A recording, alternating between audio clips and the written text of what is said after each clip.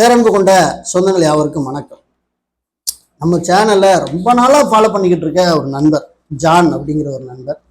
அவர் தொடர்ச்சியாக நம்ம என்ன வீடியோ போட்டாலும் அதில் கமெண்ட் பதிவு பண்ணிடுவார்.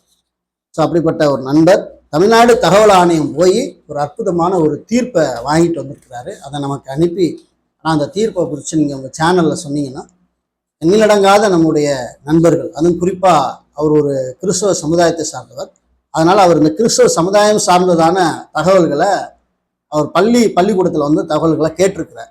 ஸோ அவர் என்ன கேட்டார், தீர்ப்பு என்ன மாதிரி வந்திருக்கு அப்படிங்கிறத இந்த வீடியோவில் நம்ம முழுசாக பார்க்கப்போம். இது கண்டிப்பாக நிறைய பேருக்கு இது யூஸ்ஃபுல்லாக இருக்கும். இந்த வீடியோ கடைசி வரைக்கும் ஸ்கிப் பண்ணாமல் பாருங்கள். இப்போ தான் நம்ம சேனலை முத பார்க்குறீங்கன்னா மறக்காமல் சப்ஸ்கிரைப் பண்ணி சப்போர்ட் பண்ணுங்கள். இது போன்ற பதிவுகள் உங்களுக்கு தொடர்ந்து வரணும் அப்படின்னு வச்சிங்கன்னா பெல் ஐக்கானை கிளிக் பண்ணி வச்சுங்க. அப்போ நோட்டிஃபிகேஷனில் தகவல் உங்களுக்கு உடனே வந்துச்சு. சரி, வாங்க வீடியோக்குள்ளே போகலாம்.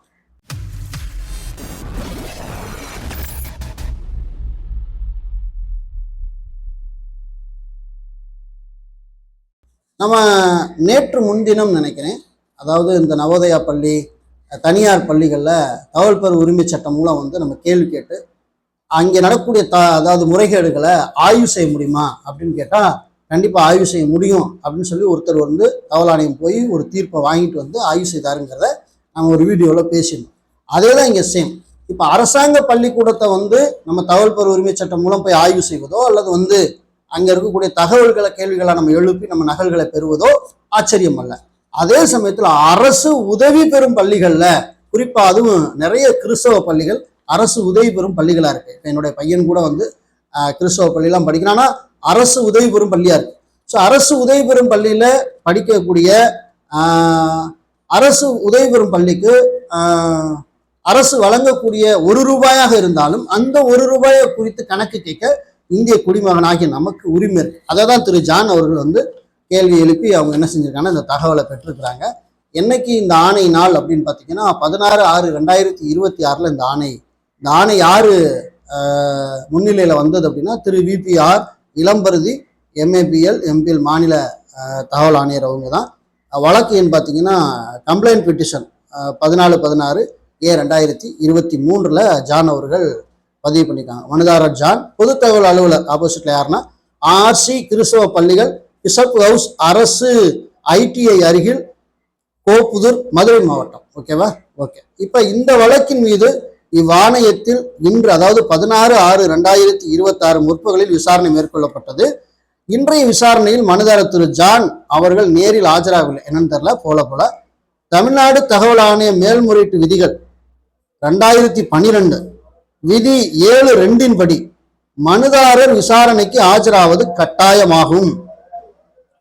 பொது அதிகார அமைப்பின் சார்பாக அருட்பணி இஞ்ஞாசி அற்புதராஜ் பொது தகவல் அலுவலர் மற்றும் RC பள்ளிகளின் கண்காணிப்பாளர் பிஷப் ஹவுஸ் மதுரை மாவட்டம் அவர்கள் நேரில் ஆஜராயிருக்கிறார்கள். மனுதாரர் 11/3/2023 தேதியிட்ட தகவல் பெறும் உரிமை சட்டம் 2005 பிரிவு 6(1) கீழ் தாக்கல் செய்துள்ள மனுவில் மதுரை மறை மாவட்டத்தை சார்ந்த அரசு உதவி பெறும் பள்ளிகளில் போடப்பட்ட ஆசிரியர் பணி நியமனங்கள் தொடர்பாக தகவல்களை, அதாவது 2000 முதல் 2022 வரை கேட்டும் 2013 பின்பு போஸ்டிங் பெற்றவர்கள், டெட் எக்ஸாம் பாஸ் ஆகி செய்தவர்கள் தொடர்பான தகவல்களை வழங்க கேட்டு விண்ணப்பித்திருக்கிறார். பொது தகவல் அலுவலர் கண்காணிப்பாளர் மதுரை மாவட்டம் அவர்கள் தகவல் வழங்காத காரணத்தினால் மனுதாரர் 18/4/2024 கடிதம் வாயிலாக பிரிவு 18(1) கீழான புகார் மனுவினை இந்த ஆணையத்திற்கு தாக்கல் செய்ய, மேல்முறை போல அவர் புகார் அடிச்சிருக்கார் 18(1) கீழே.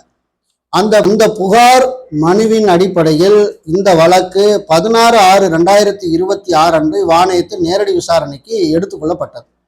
இன்றைய விசாரணையில், அதாவது இந்த நாள் விசாரணையில் ஆஜரான பொது தகவல் அலுவலர் மனுதாரர் கூறிய தகவலை ஏற்கனவே, அதாவது 29/4/2023 நாளிட்ட கடித வாயிலாக மனுதாரர் கோரும் தகவல்கள் அனைத்தும் 3ஆம் நபர் தொடர்புடைய தகவல்கள் எனவும் தகவல் பெறும் உரிமை சட்டம் பிரிவு 11 படி தகவல் வழங்க இயலாது என்பதையும் ஆணையத்தில் தெரிவித்து அந்த கடிதத்தின் நகலை ஆணையத்தில் சமர்ப்பித்தார். மேலும் ஆணையத்தின் உத்தரவுக்கிணங்கி அனைத்து இனங்களுக்கான முழுமையான தகவல்களை விரைவில் வழங்குவதாக ஆணையரிடம் அவர் வாக்குறுதி அளித்து கொண்டார். அதாவது பாருங்க, தகவலை மறுக்கணும்னா பிரிவு 8 அல்லது 9 தான் பயன்படுத்தி மறுக்கணும். இவங்க 11ல மறுத்திருக்கிறாங்க. அதுவே தவறான விஷயம். 3ஆம் நபர் தகவல் அப்படின்னா 3ஆம் நபர் யார் தகவலோ அவங்கள்ட்ட மறுபடியும் இவங்க வந்து 5 நாளைக்குள்ள கடிதம் வச்சு உங்க தகவல்களை இவர் கேட்டிருக்காரு, அவங்க தகவல்களை கொடுக்கலாமா அப்படின்னு சொல்லி ஒரு குறிப்பிட்ட ஒரு நபர் சம்பந்தமான தகவல்களை கேட்டா மட்டும்தான். இப்ப என் பேர் சொல்லி முருகேசன் அவர்கள் இந்த அரசு உதவி பெறும் பள்ளியில கிறிஸ்தவ பள்ளியில வந்து ஆசிரியர் இருக்காங்க, இவங்க சம்பந்தமான தகவல் கொடுங்க சொன்னா நான் ஒரு நபர் 3ஆம் நபரா மாறுவேன். அப்ப என்னுடைய ஒரு தகவலை கேட்பதற்கு பிரிவு 11 பயன்படுத்தி எனக்கு கடிதம் அனுப்பி இந்த மாதிரி முருகேசன் உங்க தகவலை வந்து திரு ஜான் அவர்கள் கேட்டிருக்காங்க, கொடுக்கலாமா வேணாமா நீங்க சொல்லுங்கன்னு சொல்லி என்னுடைய ஒப்புதலையும் கேட்கணும். இதுதான் 3ஆம் நபர் தகவல் பெறுவதற்கான ப்ராசஸ்.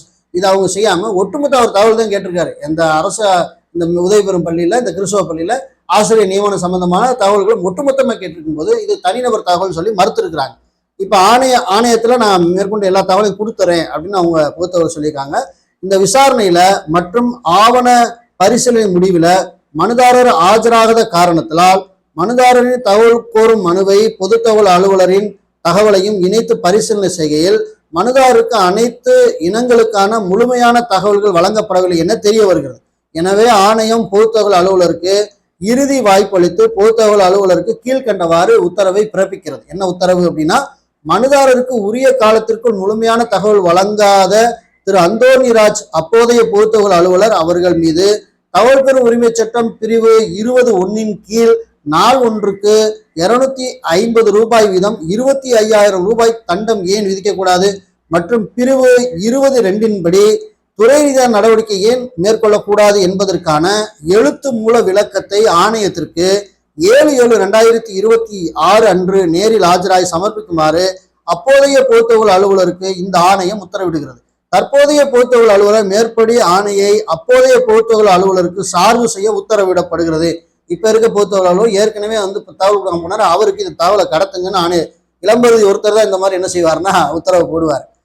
மனுதாரர் 6(1) மனுவில் கோரிய அனைத்து இனங்களுக்கான முழுமையான தகவல்களை உரிய ஆவண நகல்களுடன் தகவல் பெறும் உரிமை சட்டம் 2005 படி இந்த தகவல்கள் வழங்கப்படுகிறது என்ற முத்திரையுடன் பொது தகவல் அலுவலர் உரிய சான்றப்பும் விட்டு விரைவு அஞ்சலில் சட்டப்பிரிவு 7(6) படி கட்டணமின்றி மனுதாரருக்கு தகவலை அனுப்பி வைத்து விட்டு அதன் பின்னர் மனுதாரருக்கு வழங்கப்பட்ட தகவலை நகல் மற்றும் மனுதாரருக்கு அனுப்பி வைத்த கடிதத்தின் அஞ்சல் கண்காணிப்பு சான்றிதழ் நகல்கள் ஆகியவற்றினை இணைத்து ஒரு அறிக்கையாக தயாரித்து இந்த ஆணையத்திற்கு 7/7/2026 அன்று நேரில் ஆஜராக சமர்ப்பிக்குமாறு தற்போதைய பொது தகவல் அலுவலர் மற்றும் மேல்முறையீட்டு அலுவலர் ஆகியோருக்கு இந்த ஆணையம் உத்தரவிடப்படுகிறது என்று இளம்பருதி அவர்கள் உத்தரவு பிறப்பிச்சிருக்காங்க.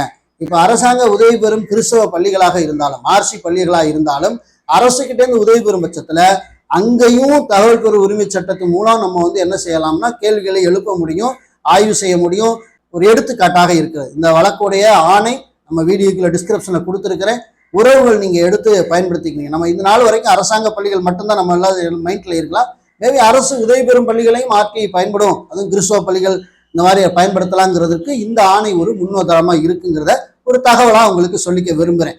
மேலும் நல்ல தகவலோடு வேற வீடியோ மூலம் சந்திக்கிறேன். நன்றி, வணக்கம்.